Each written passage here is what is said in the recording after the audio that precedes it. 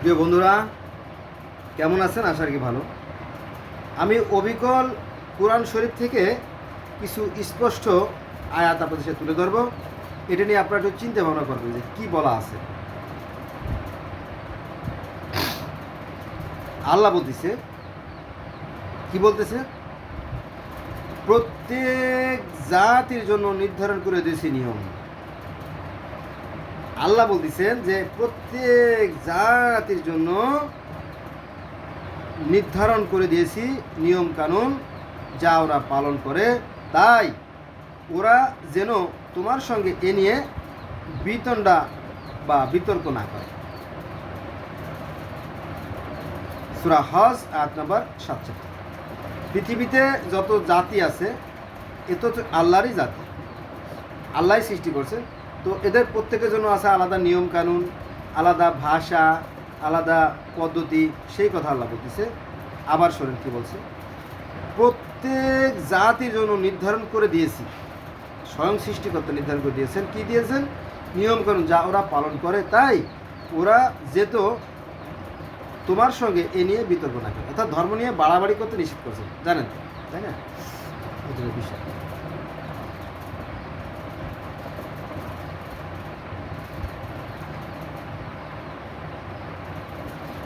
তারপরে আল্লাহ বলেন যে প্রত্যেক জাতির জন্য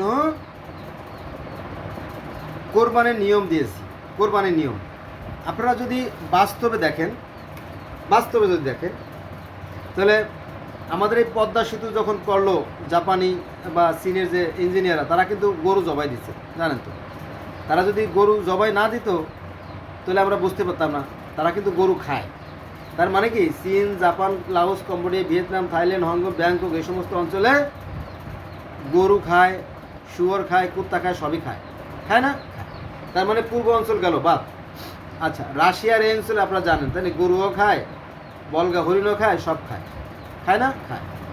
এটা হচ্ছে আপনার সামানিজম ধর্ম, ক্যাল্টিক ধর্ম, অ্যাজটেক ধর্ম, এরকম ধর্ম এই অঞ্চলে আছে।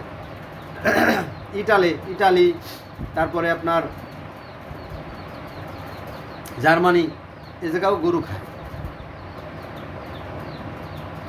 তারপরে এই যে আমাদের সাথে সবচেয়ে বেশি কম্পিটিশন আছে কি, সনাতন হিন্দুদের।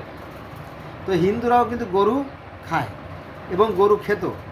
গরু খাওয়া নিষেধ, এটা কিন্তু বেদে বা গীতা উপনিষদে নাই। তবে তারা এই গরুটাকে নিষেধ করছে কি জানেন? গরুটা ওই যে মুসলমানরা গরু খায় বলে, এটা একটা রাজনৈতিক কারণে গরু খাওয়া বন্ধ করে দিচ্ছে, আর কিছু না। গরু চুনা খায়, মুদ খায়। মুসলমানরা যেমন উটের চুনা খায়, এরা গরু চুনা খায়। এই যা পার্থক্য, কিন্তু মূল বিষয় এক। তো যেটা বলছিলাম যে সেই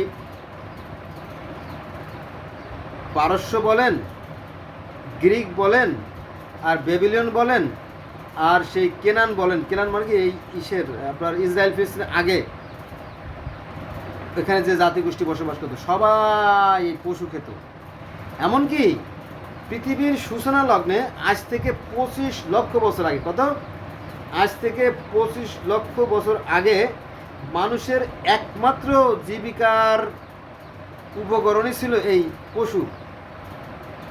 হ্যাঁ, মানুষ যখন চাষাবাদ করা জানতো না, মানুষ যখন চাষাবাদ করা শেখে নাই, মানুষ যখন এক জায়গায় স্থায়ীভাবে বসবাস শেখে নাই, মানুষ যখন কৃষিকাজ জানতো না, তখনও কিন্তু এই পশুর মাংসই তারা খেত। অতএব কাজে সুতরাং পৃথিবীতে আপনি যাই বলেন, 195টা রাষ্ট্র বলেন, আর 200টা বলেন, আর 200-র অধিক বলেন, কোনো রাষ্ট্র স্বাধীন হয়েছে, কোনোটা স্বাধীন হয় নাই, কোনোটা হতে ভাব এরকম। হ্যাঁ, তো যাই বলেন, পৃথিবীতে সমস্ত জায়গাতেই এই কুরবানির প্রথা ছিল।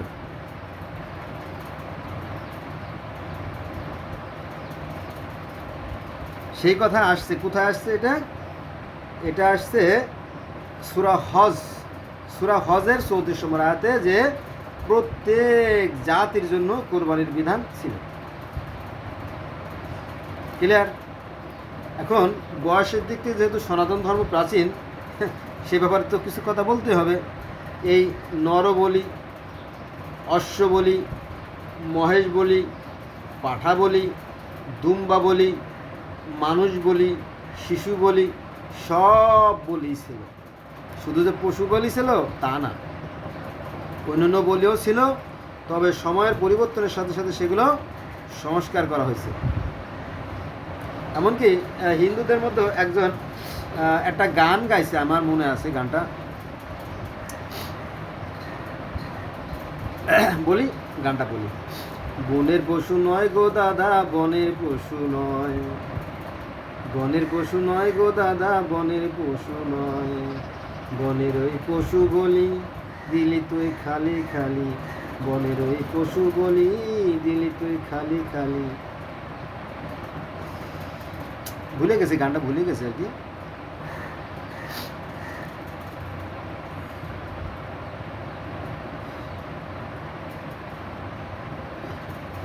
যাক, তো এটা নিরীহ পশু, এর ভিতরে মারার ভিতরে কোনো কল্যাণ নাই। আমাদের ভিতরের যে পশুত্ব আছে, মানুষের ভিতরে যে পশুত্ব আছে, মানুষের মধ্যে যে মানে কি বলবো, গৃহীত যে একটা রূপ আছে, সেটাকে বলে দিতে হবে। বুঝা গেছে? বনের পশু নয়, মনের পশুকে কুরবানি দিতে হবে, মনের পশুকে। কিন্তু এটার ব্যাখ্যা ঘুরোই দেওয়া হয়েছে আর কি। যাক,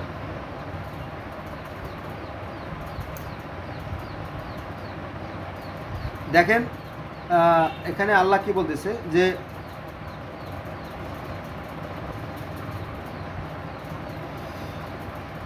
আমি জালিম অধ্যুষিত কত জনপদ ধ্বংস করে দিয়েছি এবং তারপরে অপর জাতি সৃষ্টি করেছি। হ্যাঁ, বর্তমানেও তাই ঘটতেছে। দেখবেন যে জালেম যারা, তাদেরকেই আল্লাহ কোনো না কোনোভাবে ধ্বংস করে দেন, কিন্তু তারা বুঝতে পারে না, জালেমরা বুঝতে পারে না, কারণ জালেমরা অন্ধকারে থাকে, তো তারা মোহগ্রস্ত থাকে। যেমন এই যে ইদানিংকালে শুনতেছি যে মানে আওয়ামী লীগকে নিষিদ্ধ করে দেবে। তো আওয়ামী লীগ যদি নিষিদ্ধ করে দেয়, তাহলে তো দেশের অস্তিত্বই বিলুপ্ত হয়ে গেল, তাই না? এই দেশটা তো আওয়ামী লীগের লোকেরাই তো স্বাধীন করছে, তাই না? স্বাধীন করছে না? স্বাধীন করছে। তো তাহলে আওয়ামী লীগের সপক্ষের শক্তিকে যদি বিলুপ্ত করে দেওয়া হয়, তাহলে এদের মধ্যে ক্ষোভ তৈরি হবে, এরা আবার যারা এখন বিরুদ্ধাচার করছে তাদেরকেই বিনাশ করে দেবে, মানে পরস্পর বিনাশ হয়ে যাবে। এরা এখন ক্ষমতায় যে অন্ধ হয়ে গেছে, কিছু করার নাই। হ্যাঁ, এভাবে দেখবেন যুগে যুগে এভাবে ধ্বংস নেমে আসছে। আচ্ছা, পানি থেকে সৃষ্টি, পানি থেকে সৃষ্টি, এটা আছে সূরা হুদের 7 নম্বর আয়াতে। ওই গিলগামেশের মহাকাব্য আছে পানি থেকে সৃষ্টি। মিশরীয় ধর্মে আছে নান, নান মানে পানি, পানি থেকে সৃষ্টি। চীনা ধর্মে আছে এই পানি থেকে সৃষ্টি। হ্যাঁ, পৃথিবীর শত শত হাজার হাজার ধর্মেও একই কথা বলে যে পানি থেকে সৃষ্টির সূচনা। এমনকি সনাতন ধর্মেও একই কথা বলা আছে যে পরম বিষ্ণু পানির ভিতরে অনন্তকাল সাহিত্য অবস্থায় ছিল, তার শরীর থেকে বুধ উৎপন্ন করে অনন্ত কোটি ব্রহ্মাণ্ডের সৃষ্টি হয়। এই কথা আছে, একই কথা। কিন্তু আমরা ওই যে ধার্মিকতার অহংকারের কারণে অন্যগুলো আমাদেরকে জানা হয়ে ওঠে না, শোনা হয়ে ওঠে না, ফলে আমাদের ভিতরে যে কয়লা, যে ময়লা, সেটা যায় না। ঠিক আছে?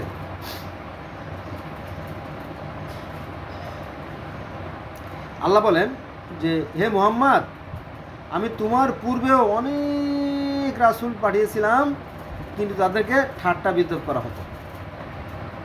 এখনও এই যে আজকে আমি কথা বলতেছি না, এই যে আজকে